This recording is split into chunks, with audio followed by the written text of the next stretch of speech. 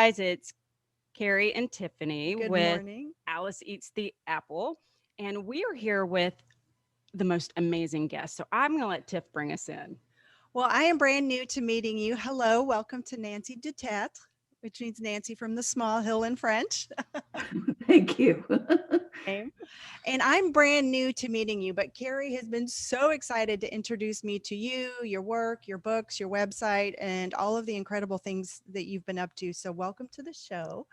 Thank you. I'm going to I read appreciate that. bio just to kind of encapsulate and let people know the breadth and width experiences here. And one of the things I love about you is how you are right brain and left brain, and you're integrated, and you come at this from a really cool approach perspective that I really going to resonate with a lot of our friends. So Nancy Du Tertre is an attorney. Graduated Princeton, I understand. You specialize in securities litigation, but you have this whole other side where you're a psychic detective, a spiritual medium, remote viewing. You have trained in military style remote viewing, also a medical intuitive, a paranormal investigator. You've worked with law enforcement and victims' families on missing persons homicide cases. You also do a lot of classes and teach people to develop these skills for themselves, mediumship skills, psychic development.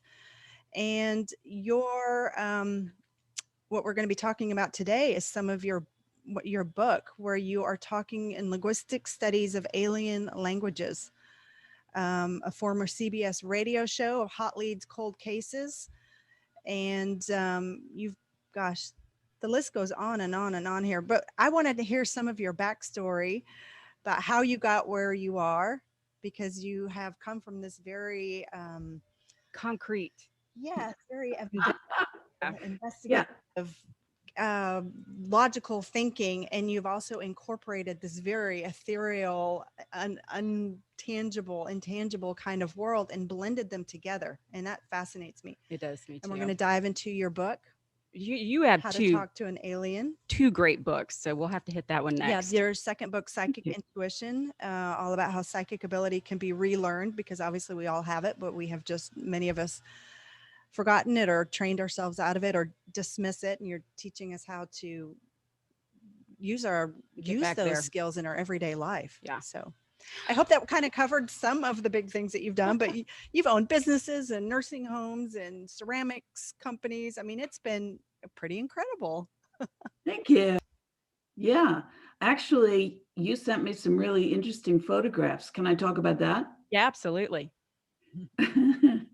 So you sent me just, I think it was yesterday, you sent me some photographs that you'd taken of, I was laughing actually, because you said they're photos of your Fiesta ware. Yeah.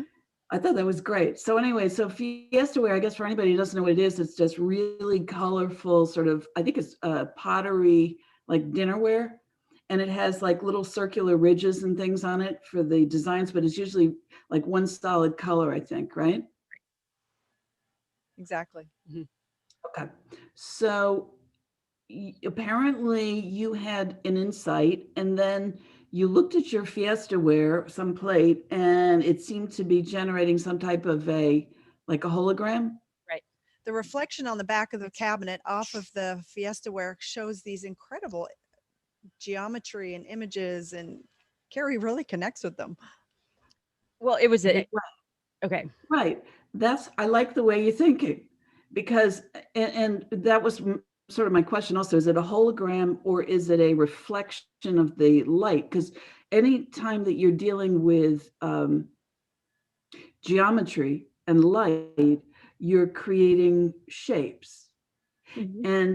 And you could sort of take any of that, and you can, it's like psychic languages, okay? If you guys know what the clairs are, okay? So clairaudience, clairvoyance, clairintuition, clairolfactory, clairgustance. Those are all the different ways.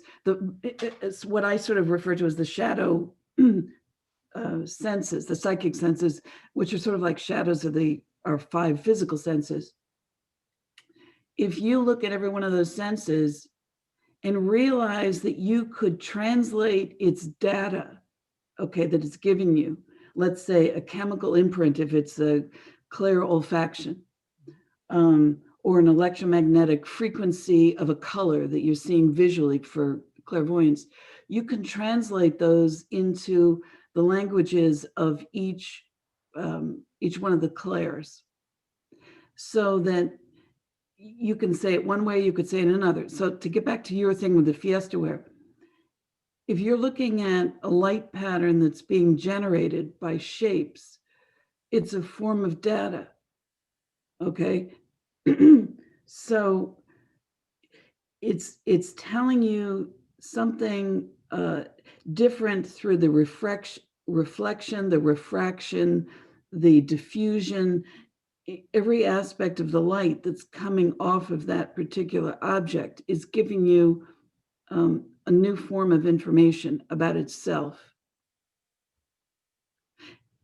It reminded me, just this week I did a presentation for the mainline MUFON, which is in Philadelphia, and my topic was downloads, which I hadn't seen anybody do before, and I have, researched it a little bit, and actually I think they should be called downstreams instead, for many reasons. But one of the things that I talk about with the way that we're receiving information is, if you could imagine a hologram, you've got laser light usually that's being generated from several different angles. And when they're merged, they're creating a 3D image, which is essentially, it's a new reality.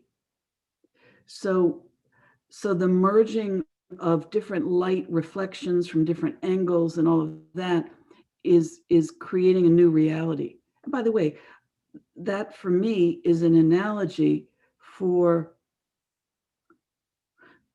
how, when we're receiving psychic information, which is really maybe new or maybe abnormal for us, and we're assembling it in our brain, we're creating a new reality. And when I say reality, I mean a real reality. I don't mean like, imaginary, I made it up, it's in my personal little brain and nowhere else. It's a reality.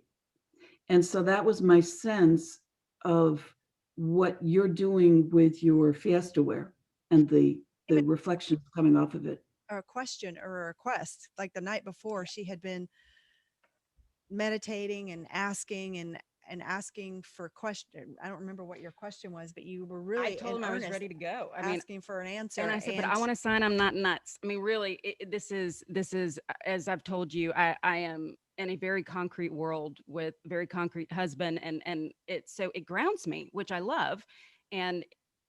But I said, I want to sign. And every time I've asked for a sign, usually I get one. And that was the first one. And so to open your cabinet and there I be was this image and that you translated into this.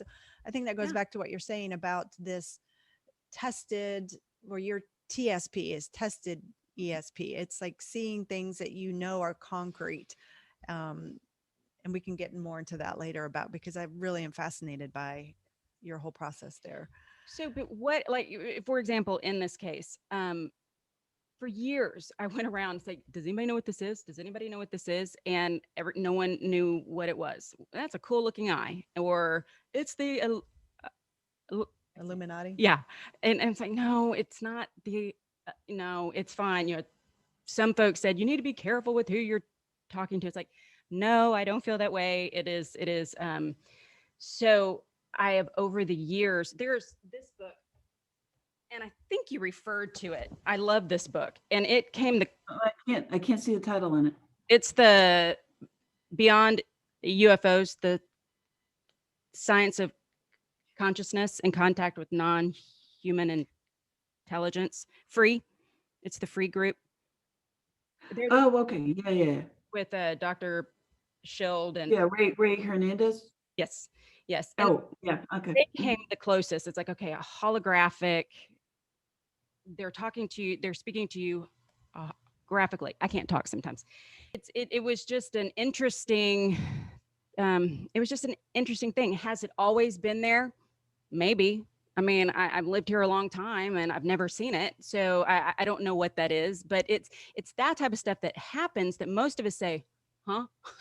I don't know. This could just be something weird, or I've looked past it my whole life. And anyway, I don't know where I'm going with that, but it's just And you can't get That's too what far it- down this metaphysical trail without bumping into the conversation about aliens and, we call them aliens, extraterrestrials, beings that are off planet that we don't recognize as being in this 3D world. Can you speak a little about how that became introduced to you and how you started to then communicate and then write the book about how to do that? Oh my goodness. Okay, but let me go back for 1 second to what Carrie was saying. Okay. Um, I think what you're doing is exactly right, because you're allowing yourself to apply a new meaning to the same, let's call it data that's floating around in the universe, and you're connecting the dots differently. And that's exactly how, that's why I think all these things are connected in terms of enhancing your psychic ability, because that's how you do it. And that's also how you can generate a conversation with, ETs, aliens, multidimensionals, off planets, entities, whatever you want to call them. That's the way you do it. so I have found if I ask, sometimes they'll give me an answer 2 years from now. Like there's no concept of time, or the time is so Exactly. different, but I'm not sure how to engage with that. Though I think I sent you the follow-up email with all the pictures, because they do change. And obviously the plate sizes change, and there are a lot of things that go into that, but some of them, it's like the Star Trek little symbol, or it's really kind of cool. So you wonder, what are you saying? Say it differently so I can get it, Interpret it, Yeah. understand it. Yeah. I have in my bathroom, not to get too personal, I've got these big marble squares on the floor. It's gray and white marble. And if I'm in the bath, whatever, and I just, I'm sitting there doing nothing, and I'm staring at at these marble squares. They have swirls and colors and shadows and all that kind of thing. And what I find really amazing is that every time I look at them, I see a very, very, very precise image of something. Could be, anything at all. It could be, a tree, an animal, all different types of human beings, close-ups, far away, groups of people, couples, faces. If you allow, and then what I believe is that the way that I have reassembled, let's call it connecting the dots of that information, it's the same reality. It's the same reality. It's just those marble squares. That what I have done is I've taken something that I am assembling in my mind, but I haven't put it into a thought. And I have almost like projected it out, so that now it's in my visual screen, so I can look at it. So it almost always relates to something that I'm psychically tuning into. So, and this is one of the things I teach in my TSP remote viewing. You got to push yourself further. You can, the first step is being able to see it. Okay. But the next step is understanding what it is that you're truly seeing. That's fascinating. That's the tricky part. And it's subtle sometimes. Yeah. It's very subtle. Yeah. It's very subtle. Yeah. Just real quick, I had an experience. I was in a hospital. Was having an ectopic pregnancy. It was Thanksgiving, and I was by myself, just staring at the ground. And out of the images, out of all the speckles in the hospital floor, my mom's face appeared out of it was just an outline, like you're saying, like a shape appeared, and I just stared at her, and something had to catch my attention. And when I came back, I could not make out that shape again. But it was her way of connecting and saying, I'm here with you. And I tried so hard, if I couldn't make it reappear, but the perfect shape of her face that popped out of that. So I'm That's just saying the beautiful. frequency came out of this by looking Frequency. at it in a different way. So I think that's what I'm connecting with what you're saying. Yeah, exactly. Yeah, yeah. Well, okay, so you had an experience, I had a bunch. an ET experience. Your first this Yeah. okay, anyway, Uh, but I'm not which, gonna which, tell the story. which one are you talking about? The first was, well, I guess the one I'm talking about is when you were driving your daughter to college, was that right? Or to look at school? Oh, okay. That's one of them. Yeah. It was that one wasn't the first one.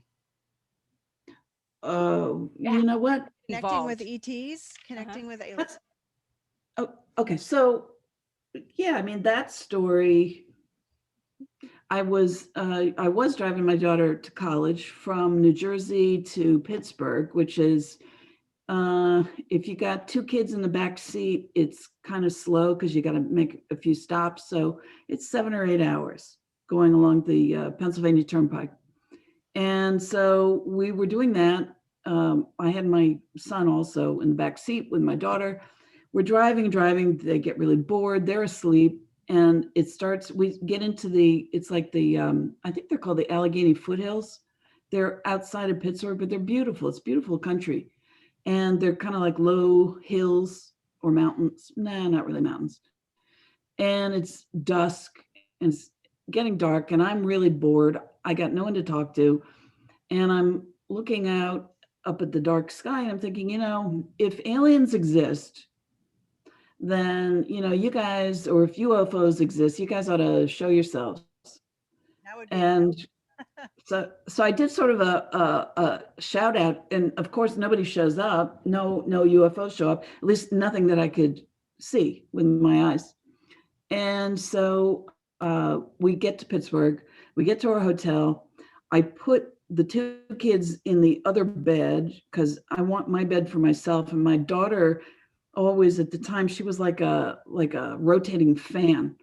She was just always moving and pushing, and she did some sleep talking, but it was always like, you couldn't really make out anything. And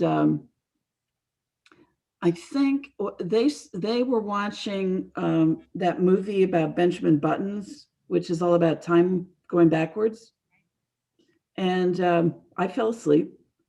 Middle of the night, I hear my daughter doing her really annoying sleep talking, and I was exhausted. And I'm thinking, I got to get out of bed. I got to poke her, push her, get her to stop talking. And then I thought, well, she's a teenage girl. Maybe I'll pick up some good information if she can, get her words together. And so all of a sudden, she sits bolt upright, out of a lying down position. She's bolt upright. She flips open her eyes and she says, I mean, forget about the grace. I don't know what you humans mean by grace anyway. And then boom, shuts her eyes and boom, she's sound asleep. And of course, then my heart is pounding and my eyes are wide open. And I realize that's a message from me. And so I got up, I wrote down the exact language. She'd never, ever even put together two words before that you could hear as words. So it was shocking to me. And well, what she didn't know was that the day before I had been, because I've done a lot of work in paranormal investigations. I had interviewed the top exorcist for the Vatican.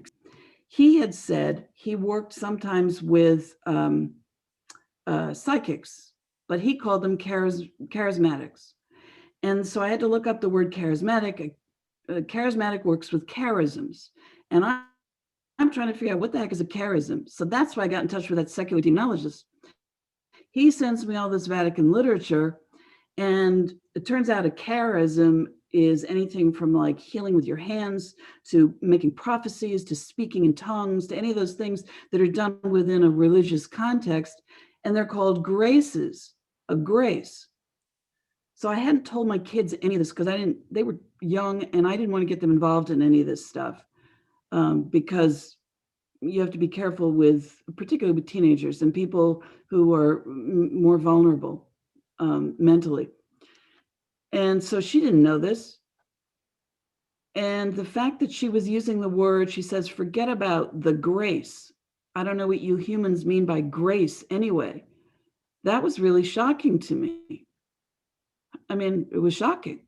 So the next day we get up, and I don't want to front load her with, lead the witness in effect by asking her stuff that I know. So I say, does the word grace mean anything to you? And she said, oh, you mean like Thanksgiving when you say grace? I said, yeah. I said, anything else? And she said, well, like a ballerina, like is graceful. Yeah. Anything else? No. Okay. And I was about to forget about the whole thing, except then I remembered that I had had a fragment of a very, very unusual dream that night after I went back to sleep, when I finally could. And I said to her, Celine, did you have any unusual dreams last night? And she said, no. And she said, oh, no, wait a second. Yeah, I did. I dreamt that that space aliens, they showed up here and they took me in their spaceship and they took me like way, way, way far away from Earth to another planet, or I forget what it was. And she said, I was having such a good time. And then they said, now you gotta go back. And she said, I really didn't want to, but they brought me back. And I said, uh-huh. And do you remember what the craft looked like that you were in? And she described it. And it was exactly the craft that I had had a dream about, except I watched it fly away. Yeah. So you start, okay, so now you get to the place where you got to start putting together, connecting the dots a little differently than you would normally, in your regular 3D empirical life, okay? And you have to start paying attention to things that seem like they're not connected. So the concept of a grace, okay? The concept, and by the way, somebody later said to me, oh, are you sure, Nancy, that she said grace, or did she say grays, as in little gray aliens? Now, I thought I heard grace, which would have related to the psychic charismatic piece of that. But maybe it was grays, in which case it would have related to that alien experience. Did she describe what type of alien took her this time on the ship? Or did No. I stupidly didn't even think to ask. I mean, it was just out of my, it wasn't in my processing. Right. Until later you go back, you start putting it right? together, and it just, Yeah. That's weird. Yeah. Now, was this before or after you saw the football size craft, or the football field size craft? That was before we saw that. My daughter and I have had many apparently sort of experiences of contact, which and stupidly, when it's happening, you don't think about it. You don't think, oh, well, that's unusual that she and I have had so many together. Well, why is that? There's the next question. But yeah, she and I went to go to see a movie, and this was in the 5 minutes from our house, okay, the town of Parsippany in New Jersey, right off of a sort of a small highway. And it was the theaters in a big mall, big open parking space, flat buildings, all of that. Anyway, so we go in and we see it was Woody Allen's Midnight in Paris, which in retrospect, I said, that's interesting. That was also a movie about going backwards in time. And that's a clue. That's a message. So pay attention to connecting different dots. Okay. So we see the movie, decent movie, kind of fun. And we leave the movie theater, and it was it was 11:45 p.m. All right, on a Tuesday night. I think it was Tuesday. And that movie theater is always packed. And there was nobody there. And I mean nobody. In fact, I remember as we're walking out the front doors, I'm thinking, well, that's really strange. Usually you see the ticket takers, they're still hanging around. You got the people at the concession stand selling their popcorn or whatever. You have the people cleaning up with the brooms. There's like people around. I don't recall seeing a single employee there. Maybe one person with a broom, but there was nobody. And we go outside, we're in the parking lot, we're walking to my car. It was the only car in the parking lot. And my daughter points up in the sky. She says, "What's that?" And I look up, and they're about, and I'm good with measurements and stuff, about 500 to 1,000 feet up, roughly a quarter to a half a mile away, probably more like a quarter of a mile away. There was a mass of 20 to 30 orange lights. Now, you never see orange lights in the sky. You see blue, you see green, you see red, you see white, but you don't see orange. I didn't know at the time, because I wasn't interested in UFOs, that that's a fairly classic color for UFOs. So I'm staring at these lights and I'm thinking, well, that's really weird. Are they reflecting off the clouds? Is something, light bouncing? Maybe it's off the ground. Maybe somebody's shooting spotlights up. I mean, who knows? I'm looking everywhere. There's nothing. And it was a clear night. It was very dark, but it was clear. There was very, very high cloud cover, but no low cloud cover. The more I'm staring at this thing, the more I realize you could make out the shape of a giant boomerang. And it, as I said, it was the size of a football field. It's massive, and it's sitting there, and it's not making any noise. And at one point, a white orb telescopes open off of one of the, what you might call, excuse me, the wings of this boomerang shape. It just goes whoop, like that. And suddenly it's, from nothing to about 15 or 20 feet in diameter. And it's pure white. It's a light that I've never seen in the sky before, ever. It's luminescent. It's completely contained within its boundaries. It doesn't give off beams or rays like every other, like a star or an airplane or anything else you see in the sky, or a street light. Not like that at all. Self-contained. And my daughter starts to panic. And she said, let's go. And I said, no, I got to see what this does. So I'm standing there watching this thing. Anyway, this white orb detaches off of the wing, and it starts going around, sort of curlicuing around, like it's searching for something. And it is clearly intelligently guided. Now, that was just obvious. And eventually it goes behind the aircraft, disappears for a second, comes back over the top of the aircraft, goes over to its original wing, redocks, and then poof, it's gone. And my daughter's still yelling. She wants to get the heck out of there. She's terrified and whatever. And I'm still saying, no.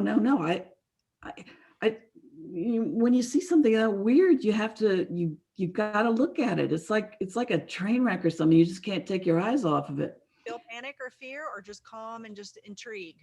No, first of all, you have to understand that I've done so many paranormal investigations that are frightening and creepy beyond belief. You build up courage. So no, I just don't get frightened easily. Some people don't understand how I can do this, because, and particularly men, by the way, men tend to be more frightened of this realm than women. But yeah, no, I had to see how it worked. Anyway, so we watched for, I don't even know how long. And eventually the wingtips of this boomerang shape, football field boomerang size, the wingtips disappear. And then the middle of the wings, they disappear. And then poof, the center, gone. And I used to live actually for a long time in Manhattan.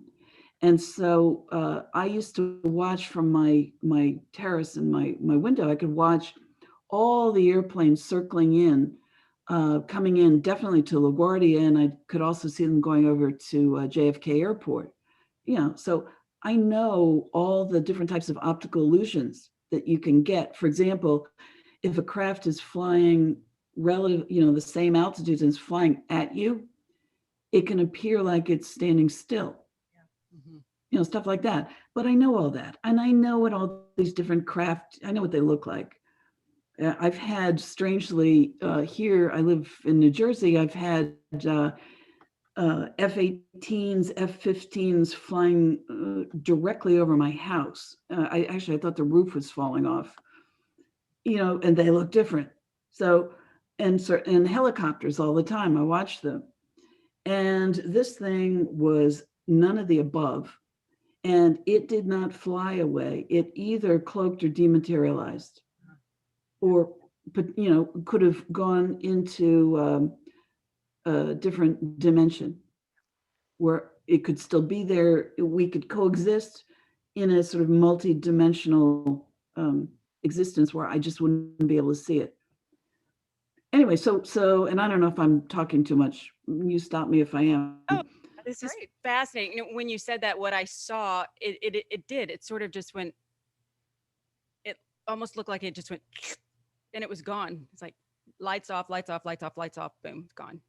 Yeah, it's like if you flip a remote and you turn your TV off, poof, it's just gone. Just gone.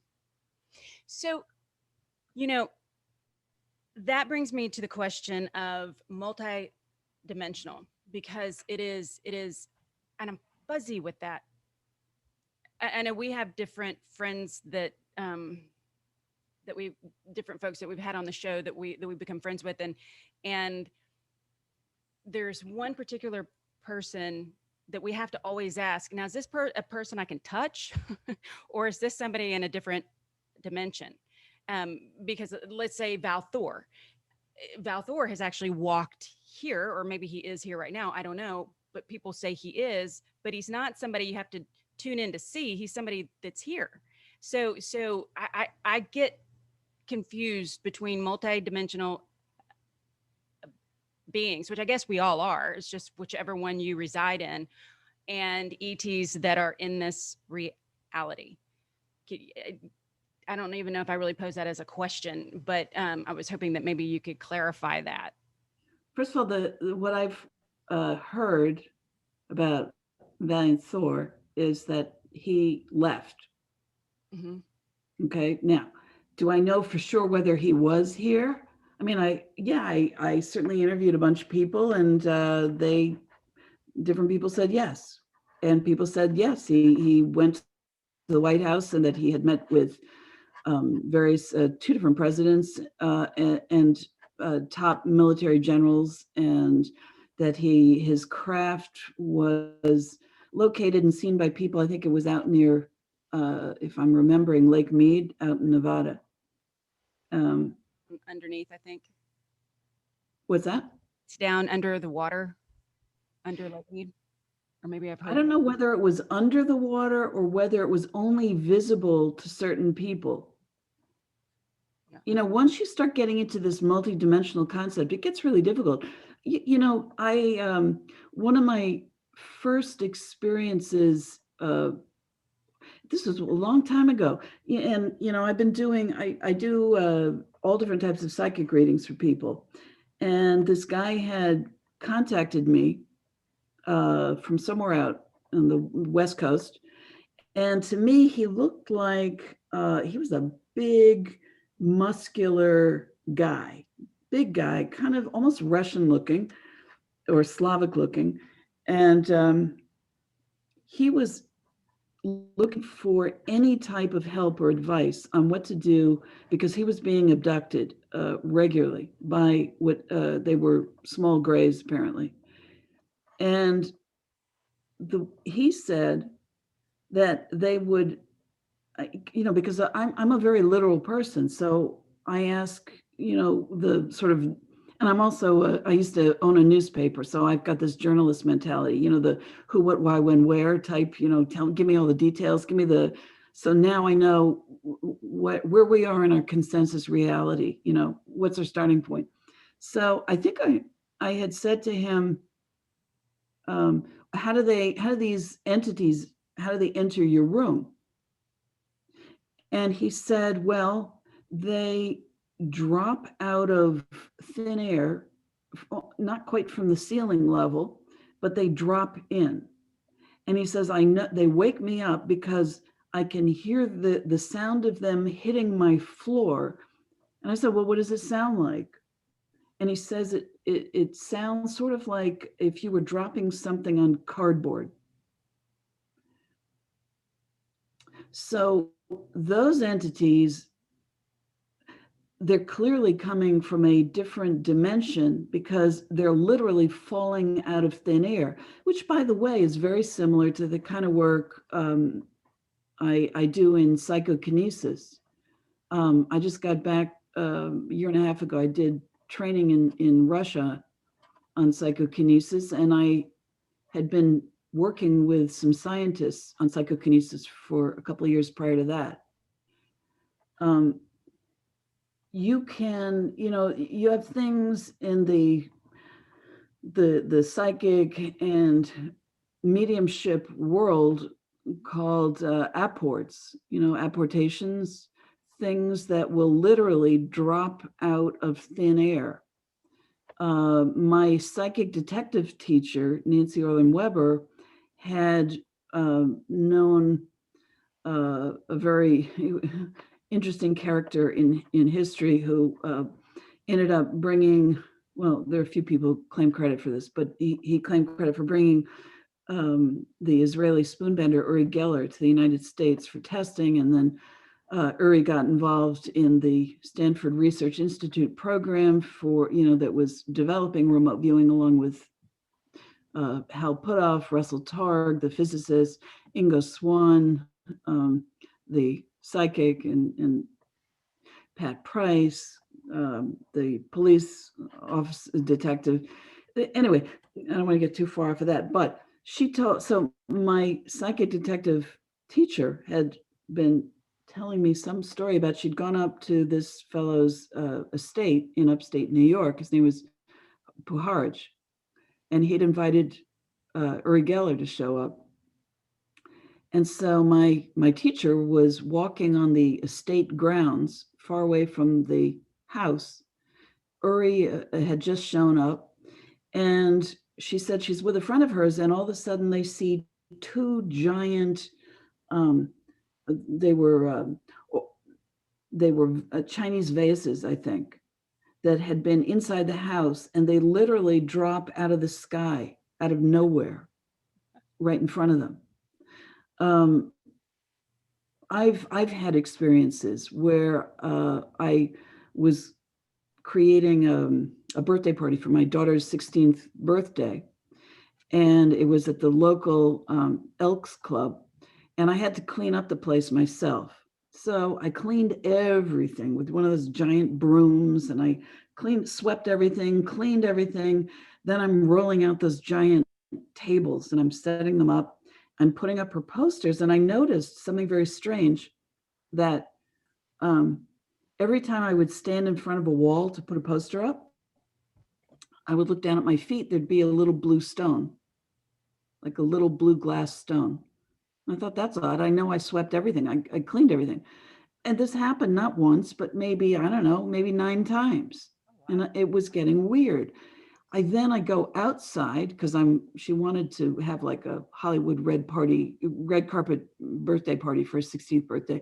So I'm putting out a little fake red carpet outdoors in the parking lot, and I'm tacking it down, and I get to the very end of it, and there's a blue stone.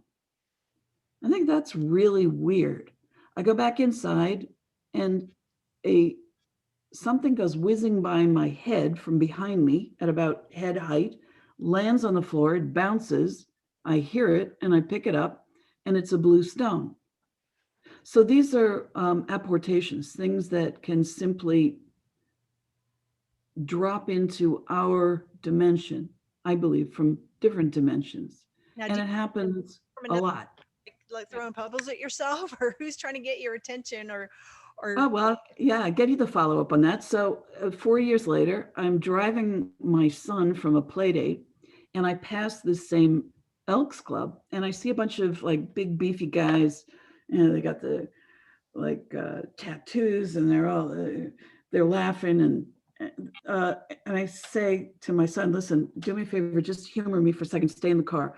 I want to ask these guys something, because I had never seen any people there.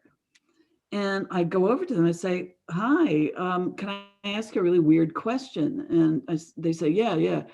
I said, do you all, do you work here? Are you affiliated with the club at all? They said, yeah, I'm president. This is, the VP. And we've been working here for a long time. What's up?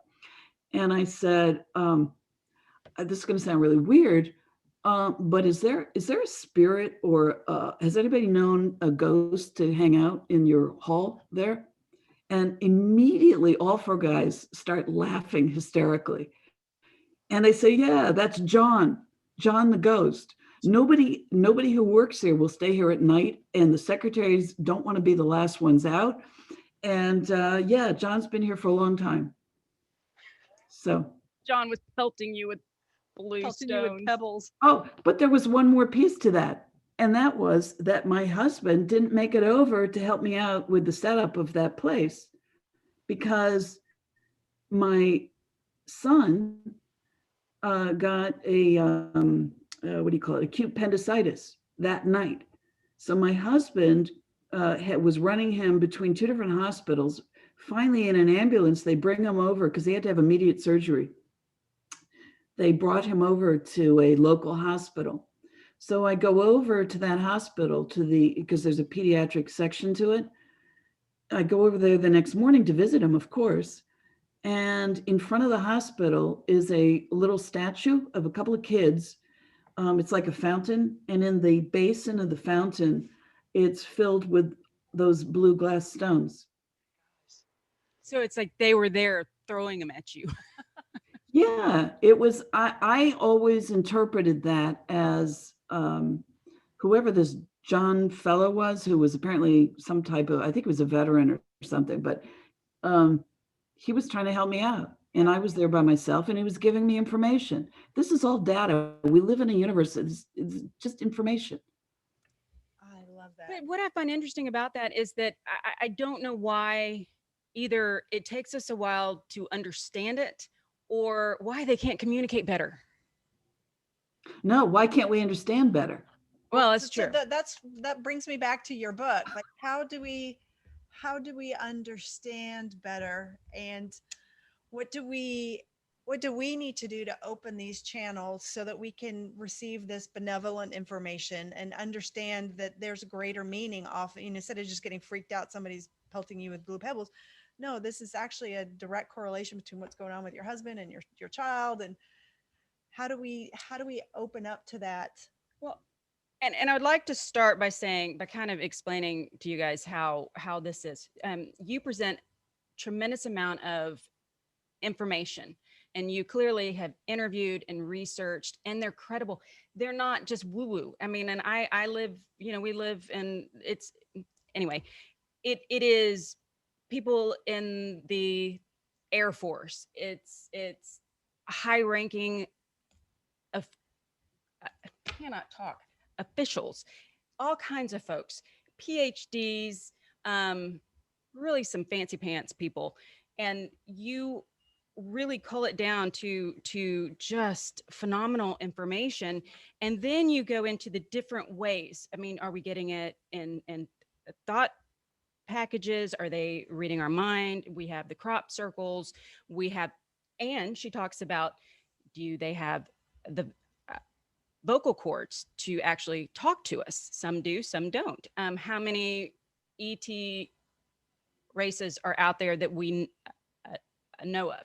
Are they here with us now? So just sort of giving you guys just sort of a bunch of stuff, and it's so easy to read. I mean, there's so much here that you really do have to go back and read it again and again if you really want to break it down. Anyway, highly, highly recommend this book. So Thank you very much. you're welcome. You're welcome. I'm just so happy I found it. Going back to what you asked, communicating, and you also talk about channeling, which seems to be out there a lot now. I mean, you have Bashar. I mean, you have all these different folks that bring in this information, and it's good stuff. A lot of it, some of it feels a little funky to me, but a lot of it really does hit a spot with me. What do you think? To which thing? Okay, I guess going back to, you went first. You talked first. So going back to your question. You like just the cover of your book, How to Talk to an Alien. Can they speak our languages? Can they read our minds? What are they trying to tell us? You've had these experiences with seeing craft, seeing lights, having your daughter, and you're watching her go off, and first of all, what got you to say, I want to communicate with you, I want to understand what's going on, and how did you do that, and what did you learn? Or do you? Yeah. Do you communicate with ETs? So well, let me start with what got me interested at all, okay? Because you got to figure I was not interested because I didn't think, I went through I can be very dense, okay? When you're in a 3D world, first of all, you're dense. When everything is literal and empirical and sequential and logical and analytical, you think you're like top dog, but you're actually really dense. And so it took me a long time. So I first wandered into the psychic world, okay, through intuition. Right. I didn't think psychic stuff had anything to do with paranormal stuff. I was stupidly wrong. Then I got into the paranormal world. I stupidly thought that paranormal stuff had nothing to do with the ET UFO world. And it does. It's all of that stuff is connected. All right. So that's how I slowly began to understand that I needed to explore all those different things if I was going to understand any one of them. So the way that I got interested in ET communication was because after my daughter and I had that experience of seeing that football field sized boomerang shaped craft in 2011, when she and I would talk, she's in New York City, I'm in New Jersey. She usually talks on a cell phone. I usually will talk on a landline, maybe a cell phone, depending.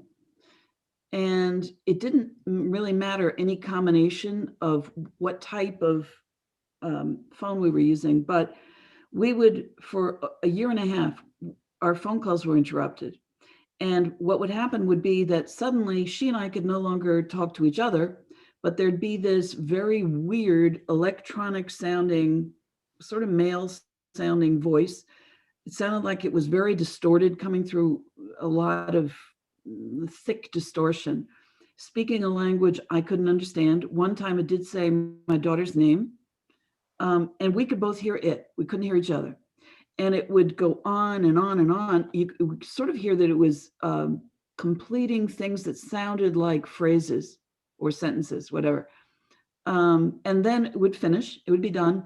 And then it would hang up both of us. And then we wouldn't be able to reconnect by calling each other, usually for 5 or 10 minutes. And eventually, after a year and a half, it started to happen between a couple of between her and some of her friends, and between me and some of my friends, and a particular client who, when she heard it, she said, she emailed me because she couldn't get back on the phone with me. She said, what the hell was that? And whatever the hell that was not of this earth. And it clearly wasn't.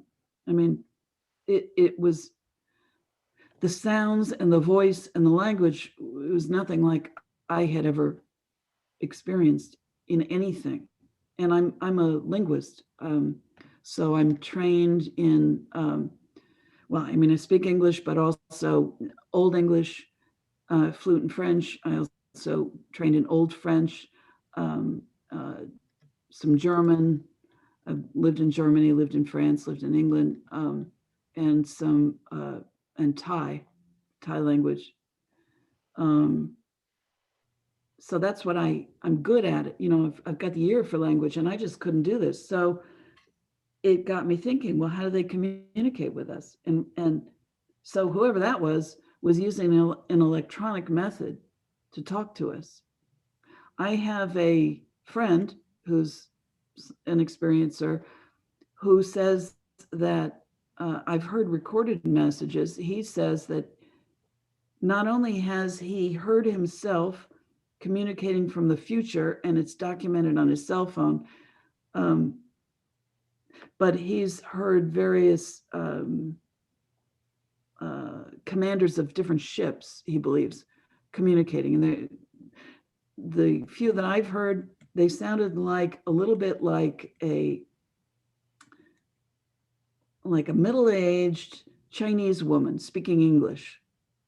Kind of difficult to understand, kind of, you know, a low enough voice that it's got that slightly androgynous sound to it. And really difficult to understand, but you can make out the words. And they're working overtime to communicate in English. Now, what I talk about in How to Talk to an Alien is that different alien species, depending on which species you're talking about, some of them can communicate in hundreds of human languages. Some, and even as complex as the Finnish language, which is known to be one of the most complex languages on Earth. And there are only, I believe, 5 million people who speak it anyway. So why would you take the time to learn it? You know, so there's a different process going on with them. You have other species, let's say, or races of aliens or ETs that seem to rely on different types of machines or electronic gear, be it headphones, earphones. Some of them carry these small boxes or spheres that seem to be involved in translating, you know, from their language into our human languages.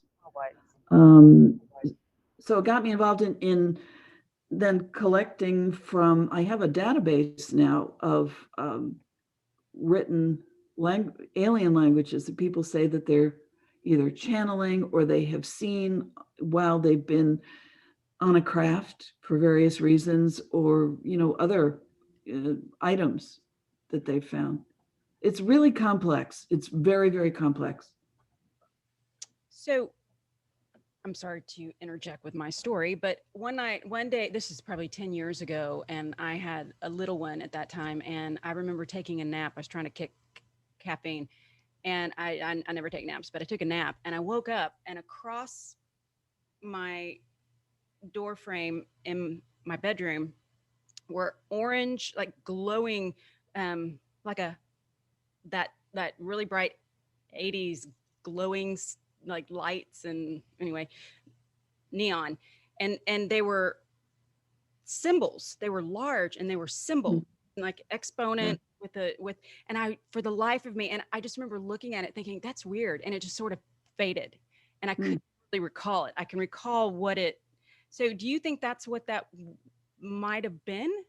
Again, I mean, yeah, I mean, I just interviewed a guy who's been a lifelong abductee, and he talked about an experience where they were trying to teach him, I guess, some of, well, anyway, he says he was in bed, and above his bed, they put a sphere.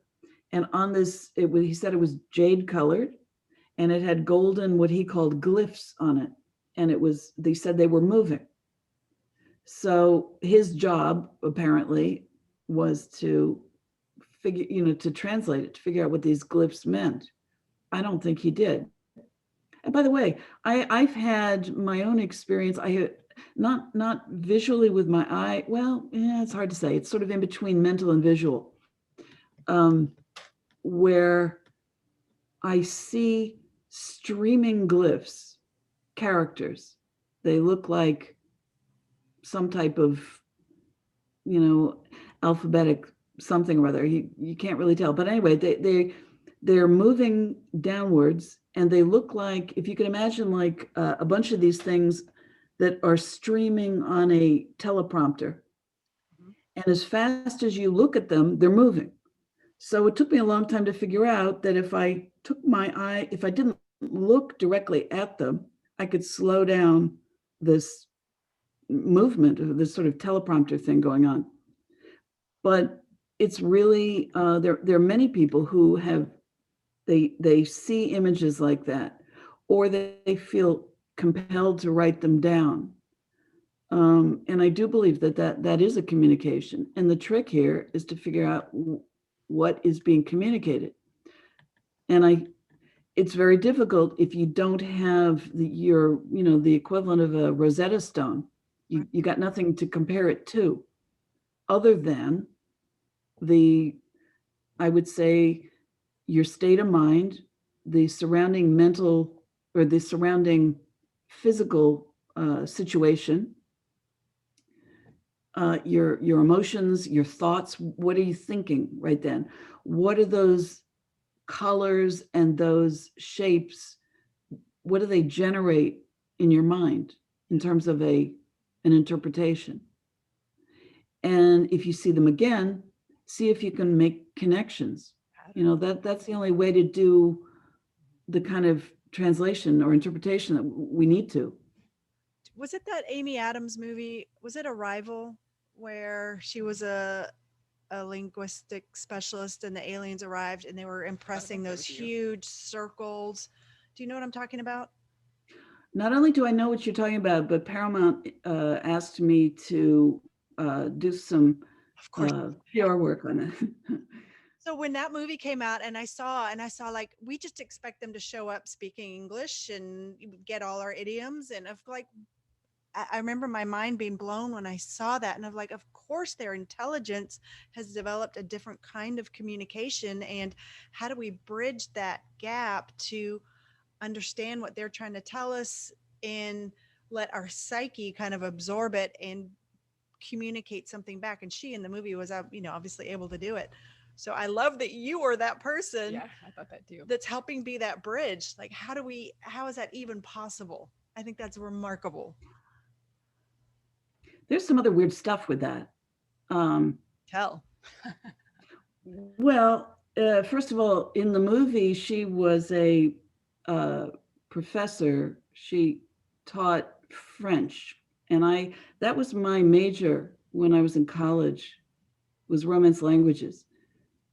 So my thing is French. And when I saw the interior of her house in the movie, she had a telescope in her living room overlooking a lake. Well, that's exactly what I have. And I believe, I'm trying to remember what the connection was. My daughter has been, my daughter's a child actress and did some pretty big movies. And I believe at some point she worked with Amy Adams, and I have to recall which thing it was. But there were just a lot of weird connecting things there. Yeah. And also, her being called in, being connected with sort of the military angle on that also. I mean, I know a lot of people in the military who are understand that this stuff is real. Yeah, we believe it too. So how do you connect those dots, will you say? Because I know you have a theory. I know you have an idea. I'm sorry, which dots are we talking about? With that whole storyline. Well, okay, so I'll give you one other strange thing that happened. I don't know whether this is connecting the dots in the way you're talking about, but so Paramount invited me to the preview of the movie before it came out. So I go into New York City and I'm watching it. And then I thought, well, okay, so whenever it came out, like 5 days later or whatever, I go to the movie theater. And I said, well, what the heck happened here? There was a scene where Amy Adams, who's the linguist who's trying to decipher the alien languages when the 12 craft have landed at major cities around the planet. and they're just sort of sitting there with these strange sort of, for anybody who hasn't seen it, sort of octopus looking entities who seem to be almost squirting ink characters, which is their language. And so Amy Adams is the one who's sort of brought in to interpret, what are they? At any rate, so when she's in the military tent setup right outside where the craft is, and now I've forgotten his name. He was the I can't think of his name. The military guy. He's standing there in front of a table with her and her boyfriend, I guess, or husband, I've forgotten. And they're all looking over a table, and the military guy says, well, they're going to be 144,000 people that are going to be taken up. And I thought, I guess that whoever wrote this movie is kind of working off of the biblical concept. You got the 12 tribes of Israel, Revelations type thing. And then you have 144,000 people. I think it was, 12 from each tribe, or maybe I gotten the numbers wrong, who were going to be, spirited up. And I thought that was really cool, except in the movie, when it came out, that was gone. I know I saw it because I can picture the entire scene. I know I heard it. It's gone. So do you think they cut it out, or do you think that was a different timeline? Well, yeah. So I asked around to some friends of mine.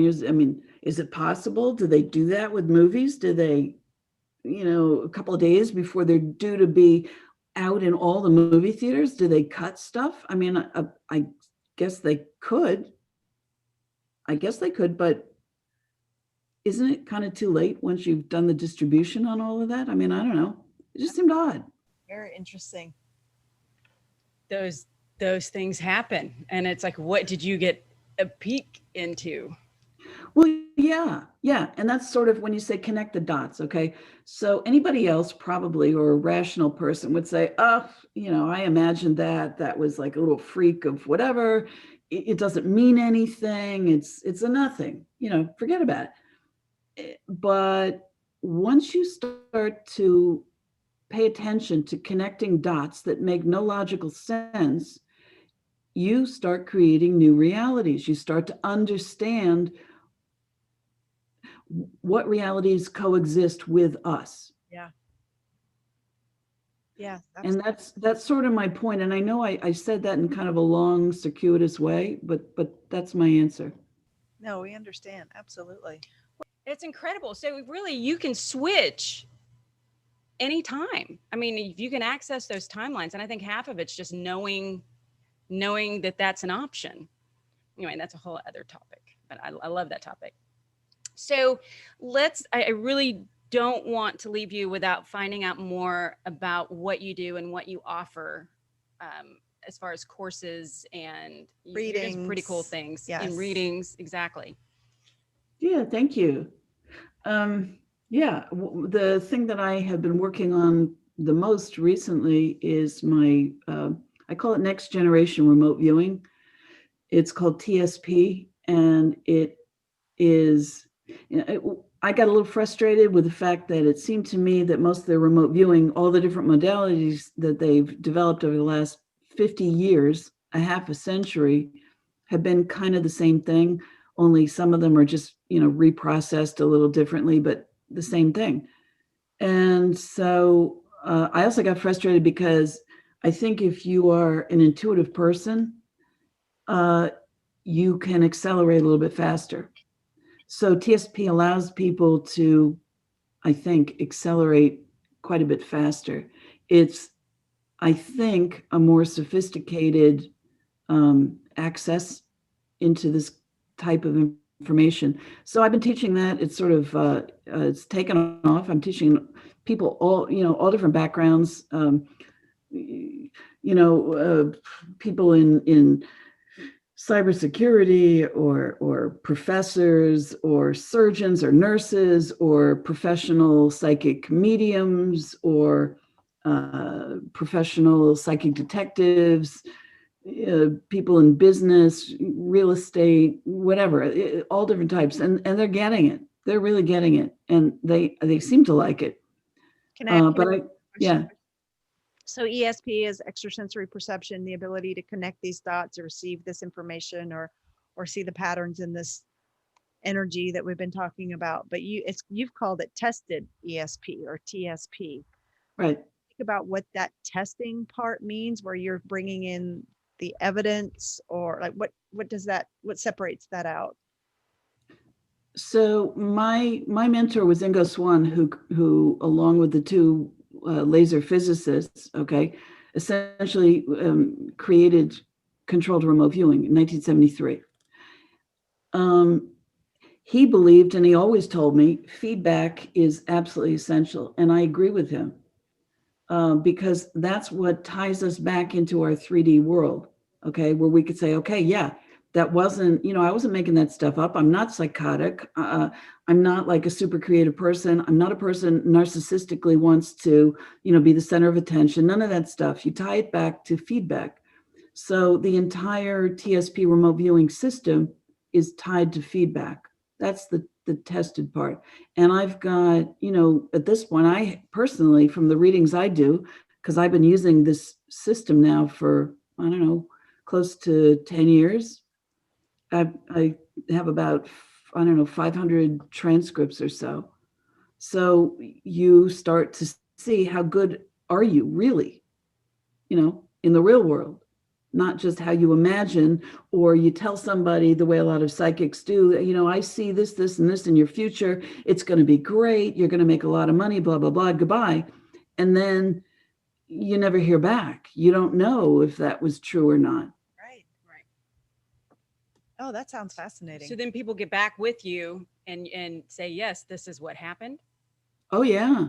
Oh yeah. People do that too. I get those kind of letters. I get those like years later. People say, oh my God, and it's pretty specific and it's documented.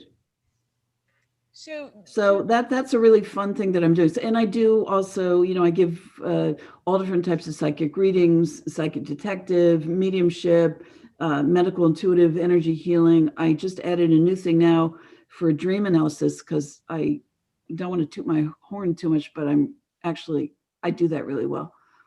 So I can help people with that too in a whole bunch of ways. Oh, I love that. So now, when is your next class that you're offering? They're online classes. Did you just start one, or are you halfway through one? Or I literally I've been teaching what's called the TSP Basic, which is sort of the introductory, whatever. There's 6-week courses that I've condensed down from 9 weeks. I just finished last week. I finished 2 of them, and this week I started 2 more.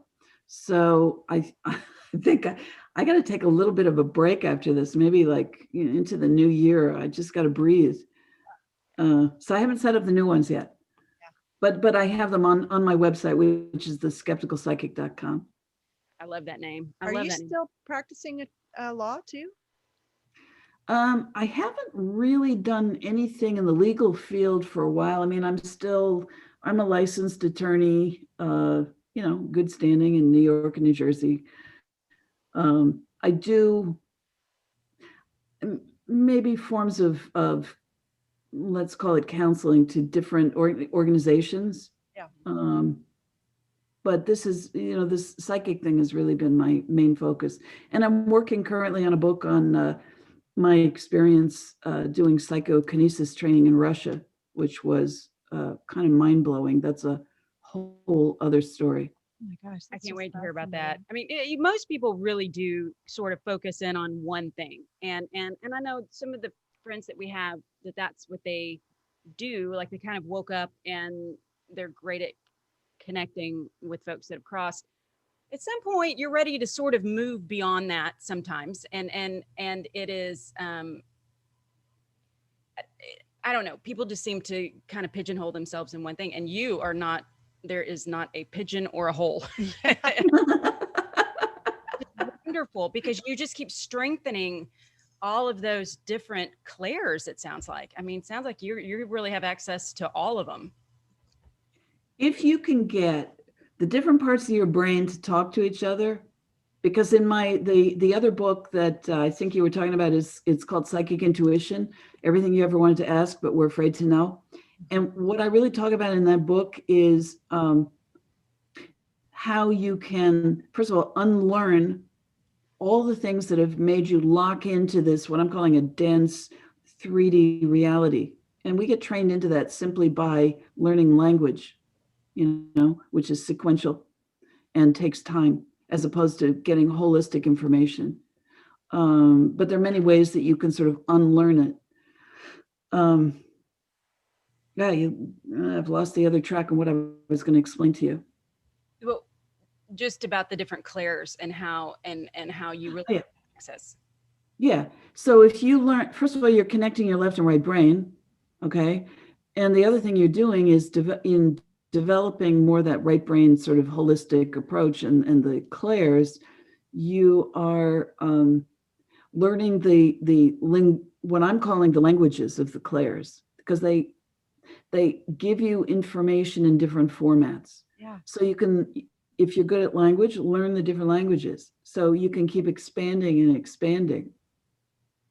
It's kind of like how Pythagoras, the mathematician, and he first got his ideas for geometric concepts because he heard anvils hammering. And he realized that for each different sized anvil, which you hit with your hammer, if it was a different size, it would create a different sound. So what he, in some sense, was doing was saying the language of sound can be transmuted, translated into the language of visual shape. And that's what I am teaching people to do. That's fascinating. Thank you for saying yes to your journey and sharing it with us. That's really exciting and thank you. Cutting edge and cool. Well, it's the next wave, which is, I think that's what all this is about. I think everybody, in our world, people talk about the shift and this new energy. And I think that that's what it is we have access to more of these things. And it is on a different, it's kind of ramped up. But at the same time, I think that it is, I just want people to know that I know this has been sort of my story and I hear it with you. I mean, you were saying that you weren't psychic, but that allowed you to really grow your roots in this 3D.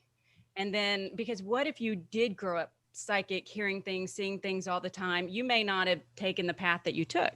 And that was very, you needed to do that for some reason. And your roots are deep, and then you can go explore and do everything that you do.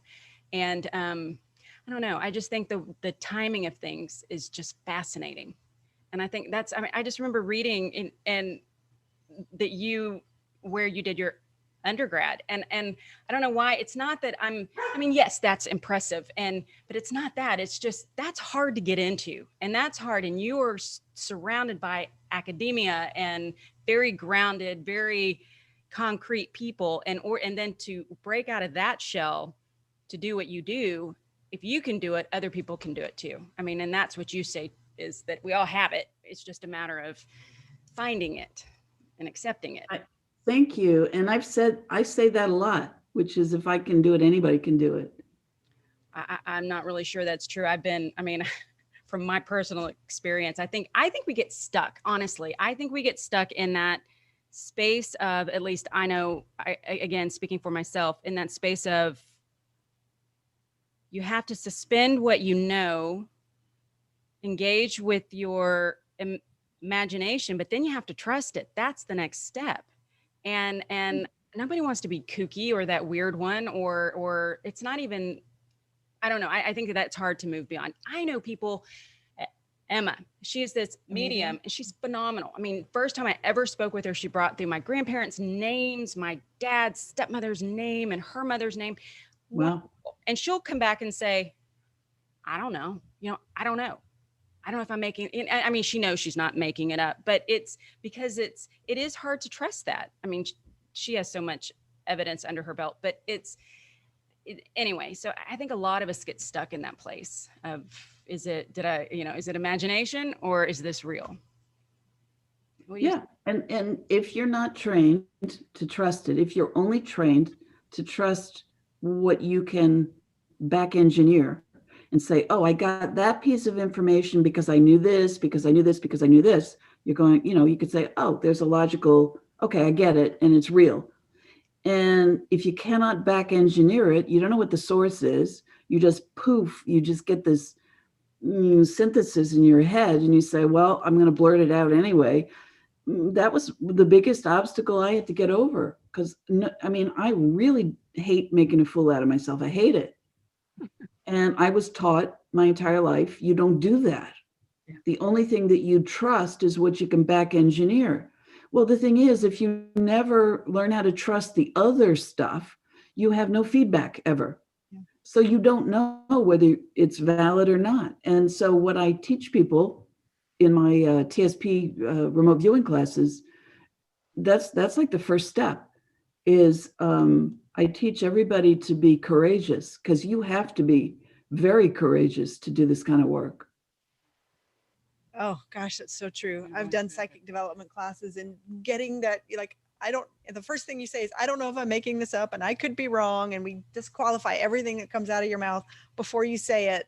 And you got to kind of get all that out of the way and just say what you're getting. And Totally. Oh, I do that. I actually, when I can see that they're trying to get really logical so that they're going to look good, I will, I will force them to do really spontaneous, make spontaneous observations or impressions, because I want them to be shocked and I want them to get over themselves. well, we could talk to you for hours really because you have could. just such a plethora of information and we're fascinated by all of it. I'm really interested in taking your class on the TSP. That's really something I'm feeling. Let me know. Let me know for sure. Yeah, that'd be great. To have this sort of idea of, yes, I would like to do that. But every time when we were introducing, you're like, well, I got trained in that. I studied with that. I went here and learned. And I love that you just took that step and said, well, I went and got trained. I went and learned with somebody who knew what to do. And here you are. You've presented the material and go through it. And if you're interested and you're called, get trained, go do it. Get Practice. trained. I love that.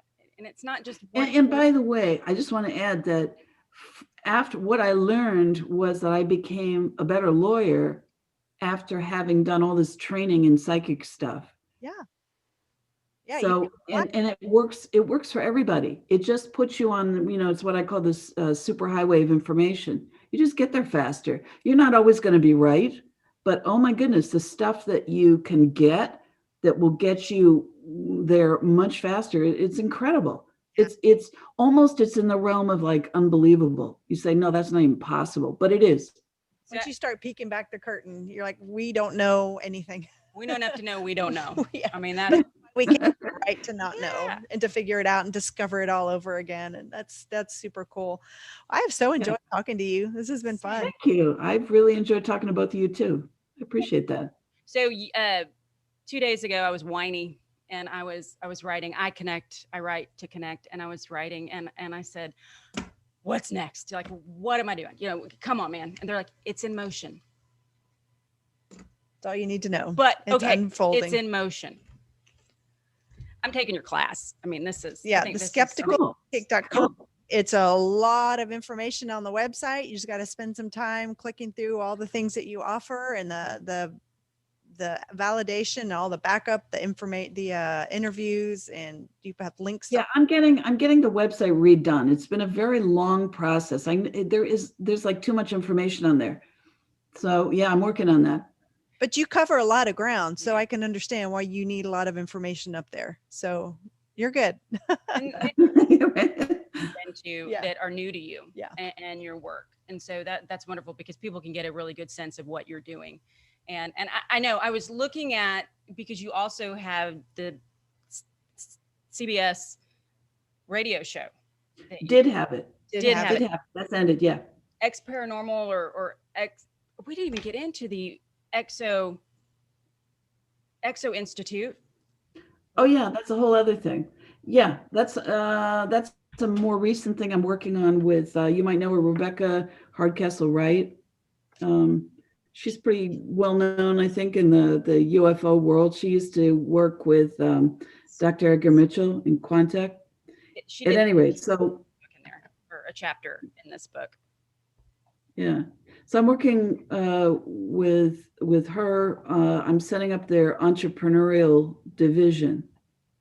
So I actually, it looks like I'm going to be starting up some podcasts in the near future. And I'll be talking to people who are working in the different, it doesn't matter, tech fields or philosophical or teaching or healing, whatever, but who are working on developing a world where human consciousness is expanded and respected, let's say, in comparison to an AI takeover of human consciousness. Oh my God. Incredible. So it's a whole different, that's like a whole other conversation. Yeah, I shouldn't start that, but yeah. Teaser for the second for or the part fourth two. show. that I'll float by you, or I'll send you their names and you can check them out and see if there's folks that you may be interested in. Oh, that'd be great. Yeah. So, well, wonderful. And I look forward to doing some fun things with you. Thank you. Great. Yeah. Thank you so much. Appreciate it. Have a wonderful week. Yes. Have a great You week. too. And Thank you, we Nancy. will hopefully see you very soon. Thank you both. Okay. I appreciate it. Take care. All right.